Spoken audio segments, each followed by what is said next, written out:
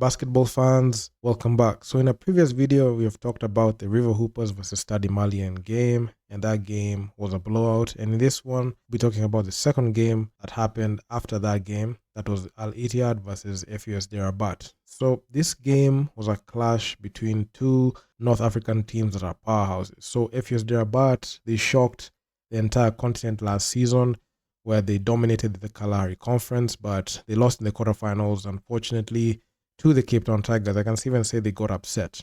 Then you have the newcomers, Al Ittihad, with a couple of old faces that we are used to seeing in the Egyptian sides. But Al Ittihad, this is their first team appearance. But the people in the roster, they have been there, they've done that in the Basketball Africa League. A few key additions here and there who are making their debuts this season, but hey, it is what it is. So this clash of North African teams was spectacular. Egypt versus Morocco. North African teams run African basketball.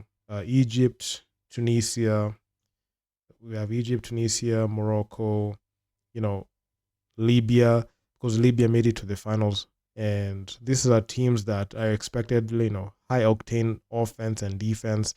And this game did not disappoint me at all because no team was letting up, and the game was very, very difficult. Even scoring was a problem because of the tight defense that was being set.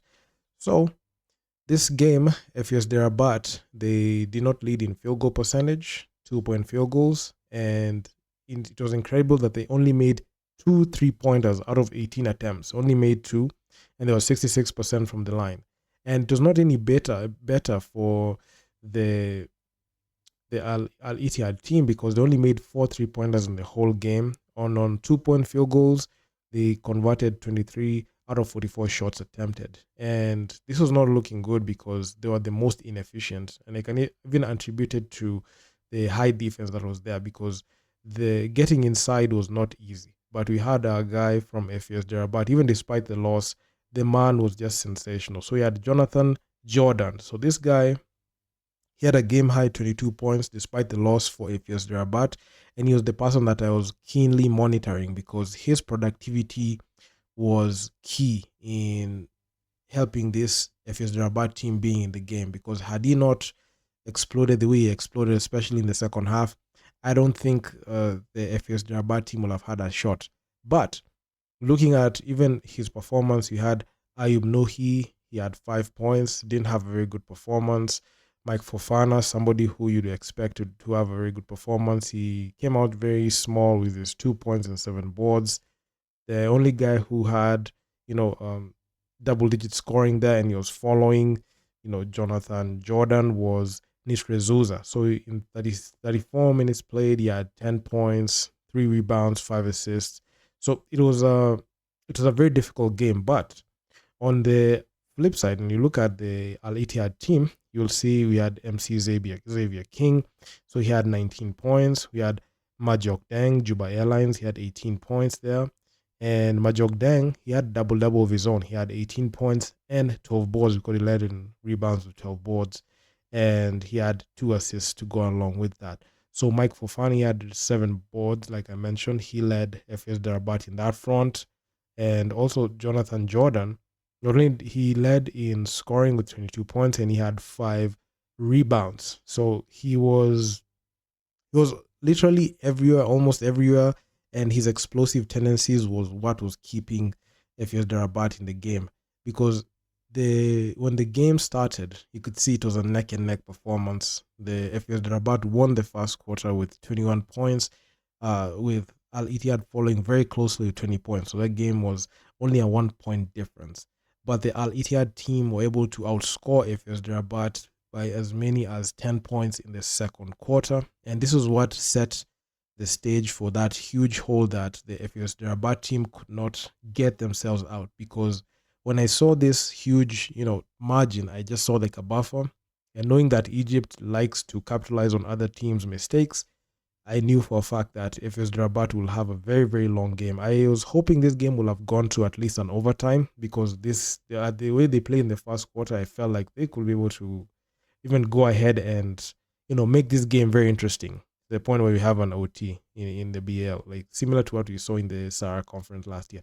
But all I'm just saying is the FUS Rabat team did not have a very good second quarter. Then heading into the half, you could see the mistakes that FUS Rabat team did in the second quarter. They made some changes, and you could see it was a neck and neck game in the second half. In the second half, the mistakes that were there in the second quarter for FUS Rabat were the reason as to why they were not able to get back into this game. Because in the second half, in the third quarter, both teams scored 18 points each, and in the fourth, the only thing that Al Ittihad needed to do was just maintain that lead and win the game, in which they did. So in the guys in attendance in this game were 5,180, and this was awesome because in the previous video I didn't even mention the guys who attended this game. So the guys who were in attendance in this one was 3,329.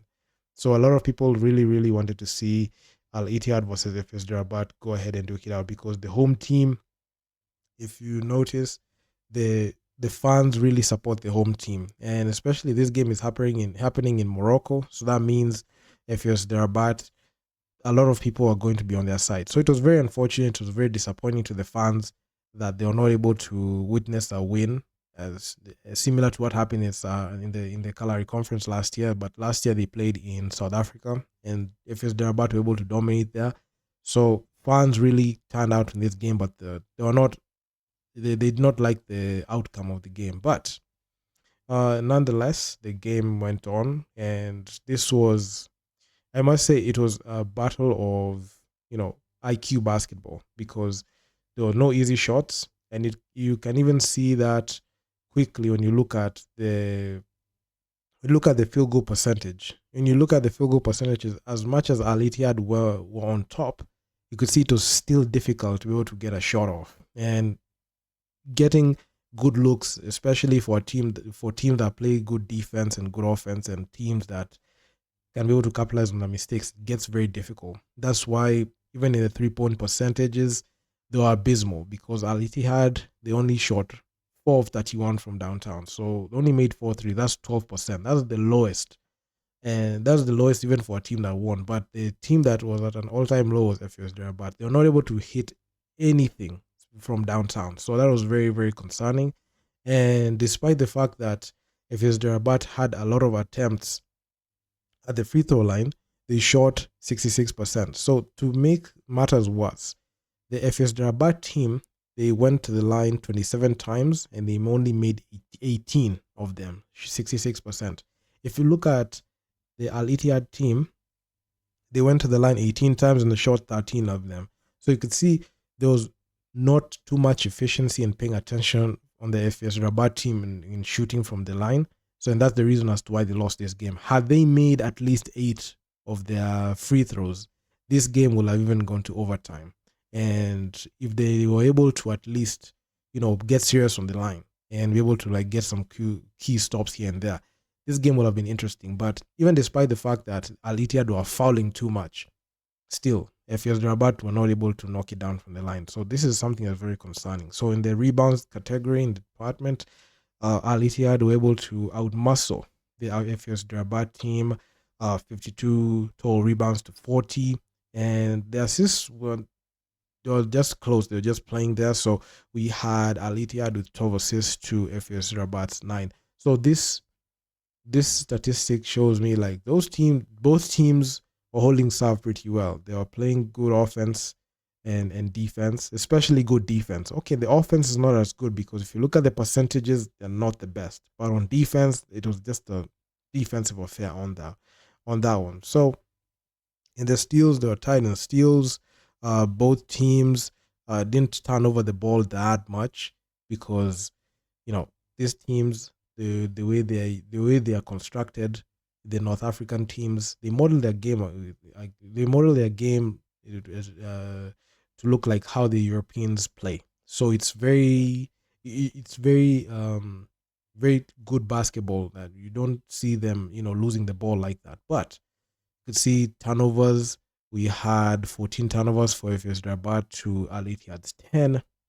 Then you could see, even with even with the turnovers, you can see they do not commit as much turnovers. So this game was just it was just entertaining. It was not the most eye-catchy game. There are those games that you would really enjoy watching. Those I can say this was a game that, let's see who's gonna win this game. Let's see who's gonna outwit the others. So it gave me those vibes. So even when the game even came to an end, you could just see Al Ittihad were gonna go ahead and win this game. So this game, 71-60 was the final score, and I mean, it was a very good game. I can say that. I came back and rewatched it. I watched the full game. It happened like 10 p.m. where I am, and when uh when it ended, I decided to go back and rewatch the game. But I must say, this is a very good start on the Basketball Africa League games, because with this good start, we are guaranteed that things are gonna go and move very well, especially when it comes down to the other games, because these first two games set the tempo on what we're going to expect in the Kalari Conference. So I'm very excited. I'm not sure if you guys are excited. I mean, I've been waiting on BAL for a while now, and I must say, uh, keep keep checking out these videos, because I'll be releasing a lot of these types of videos of this nature. And yeah, man, stay tuned to that. So these games, they're off to a good start, and I'm loving everything. So yeah, man. I mean, if you guys like the video, make sure to leave your feedback down in the comment section on what you think about this. I'm gonna talk to you guys in the next one. Peace out.